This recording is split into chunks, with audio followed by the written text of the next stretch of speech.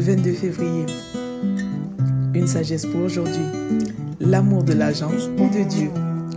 Le riche et le pauvre se rencontrent. C'est l'Éternel qui les a fait l'un et l'autre. Proverbe 22, verset 2. Dans ce verset, le sage parle du riche et du pauvre et affirme qu'ils sont créés par Dieu et doivent bien souvent se rencontrer, volontairement ou non. Lorsque le sage Salomon dit que le riche et le pauvre se rencontrent, peut-être se souvient-il de Moïse qui a dit « Si ton frère devient pauvre près de toi et que les ressources lui manquent, tu le soutiendras, même s'il est immigrant ou résident temporaire, afin qu'il vive avec toi. » Lévitique 25, verset 35. Le sage précise que c'est l'Éternel qui a fait le riche et le pauvre. Pourquoi cette précision? Cela pour marquer leur égalité devant Dieu. Le principe de l'égalité biblique veut que personne ne se croie au-dessus des autres à cause de sa position ou de ses possessions et que l'abondance des uns pourvoie l'indigence des autres. Tandis que le monde valorise les richesses passagères, Dieu lui valorise la richesse éternelle. Quelle sorte de richesse valorisons-nous? Ce n'est pas ce que nous faisons avec ce que nous possédons qui détermine qui nous sommes, mais c'est qui nous sommes qui détermine ce que nous faisons avec ce que nous possédons.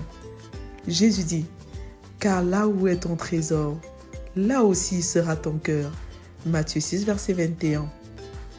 Jésus dit cela pour défier les Juifs qui aiment l'argent à changer de mentalité afin d'être désormais motivés par l'amour de Dieu et investis dans ce qui est éternel plutôt que de demeurer motivés par l'amour de l'argent et continuer à investir dans ce qui est passager.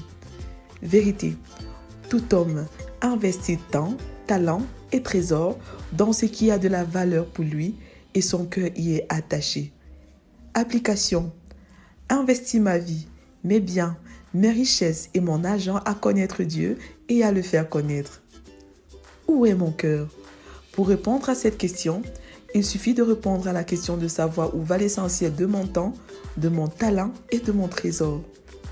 Mise en garde.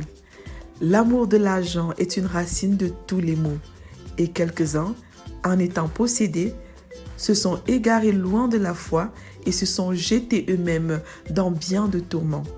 En Timothée 6, verset 10. Prions ensemble. Père, donne-moi la sagesse afin que je puisse investir ma vie et l'essentiel de ce que tu me donnes dans des choses éternelles. Au nom de Jésus, Amen. Lecture pour aujourd'hui. Psaume 106 à 110, Proverbe 22, Deutéronome 1 à 3. Vous êtes bénis.